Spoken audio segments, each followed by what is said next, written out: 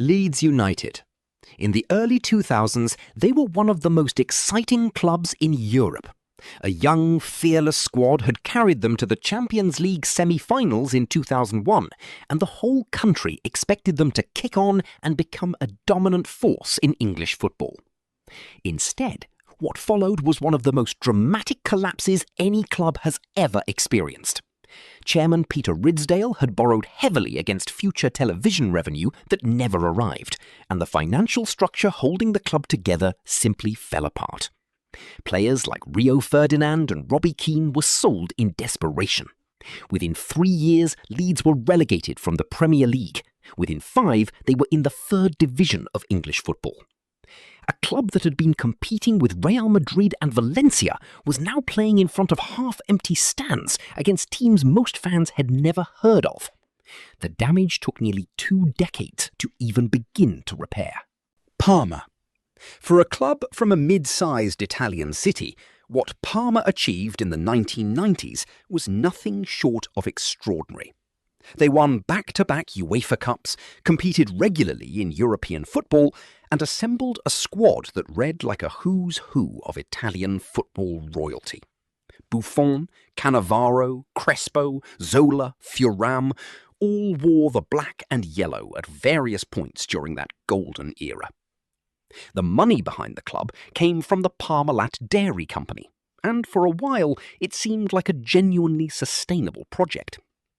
Then in 2003, Parmalat collapsed in what became one of the largest corporate bankruptcies in European history. The fallout destroyed Parma financially. The club limped on for years before finally filing for bankruptcy in 2015 and being forced to restart from Serie D, the 4th division of Italian football. Everything they had built, the trophies, the reputation, the infrastructure, was effectively erased. Bursaspor. In 2010, Turkish football witnessed something it had never seen before. Bursaspor, a club from the industrial city of Bursa, won the Super League title, beating the Istanbul Giants who had monopolised Turkish football for decades. Galatasaray, Fenerbahce, Beşiktaş had shared almost every title between them for years, and suddenly a club from outside the capital had broken through. The green and white crocodiles, as their fans called them, played with real organisation and belief, and the city celebrated like it may never celebrate again. But the financial reality of sustaining that level without the commercial power of an Istanbul club proved impossible. Bursaspor could not hold on to key players, could not attract the investment needed to build on what they had done, and began sliding almost immediately after their moment of glory. Within a decade, they were relegated from the Super League entirely, and by the early 2020s, they were fighting for survival in the lower reaches of Turkic football. One title, one season at the top, then a fall that never really stopped.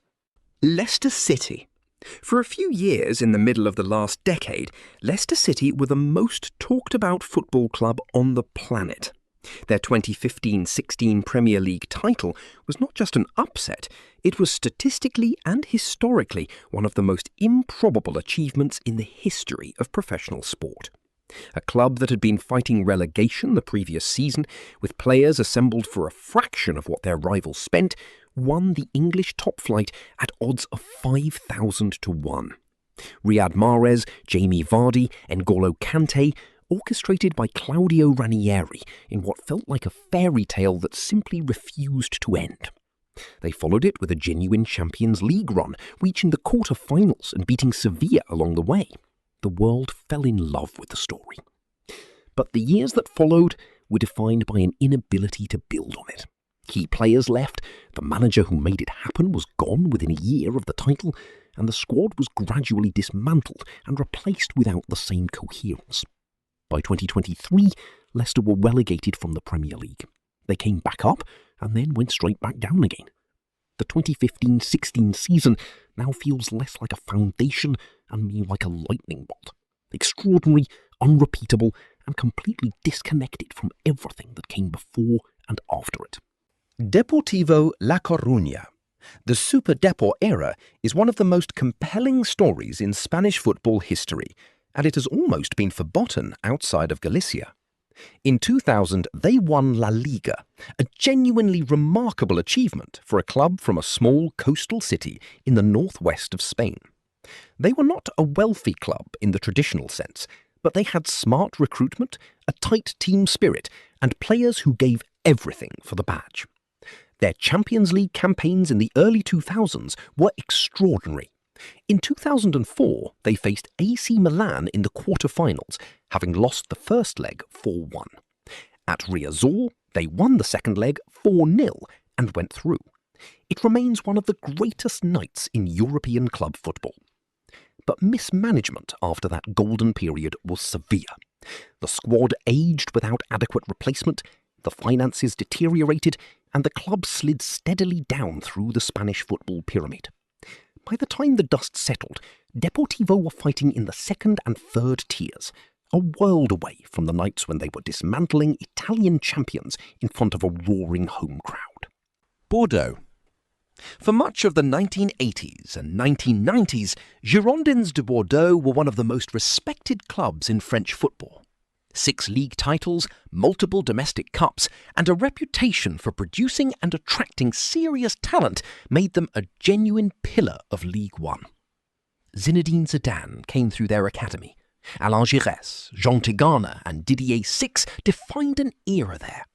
They reached the UEFA Cup final in 1996 and remained a consistent European presence well into the 2000s, with League One titles in 1999 and 2009 keeping them relevant across generations.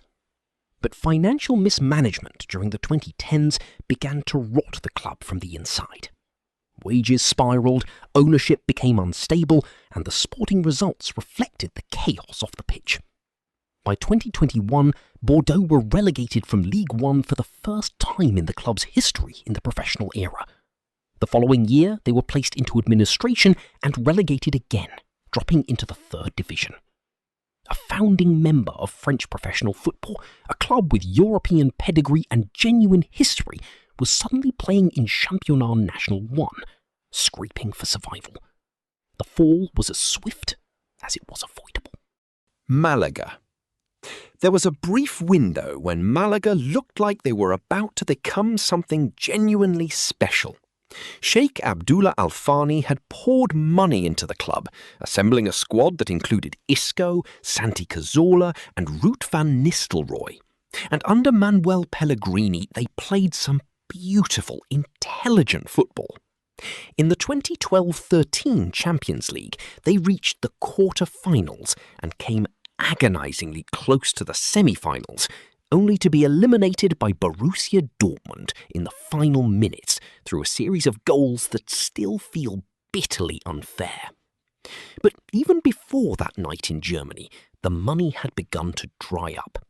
Players went unpaid, staff wages were delayed. The squad was dismantled, not through planning, but through financial necessity. Within a few years, the project had completely collapsed, and Malaga, who had been 90 minutes from a Champions League semi-final, were playing in the 3rd division of Spanish football. It happened that fast. Kaiserslautern.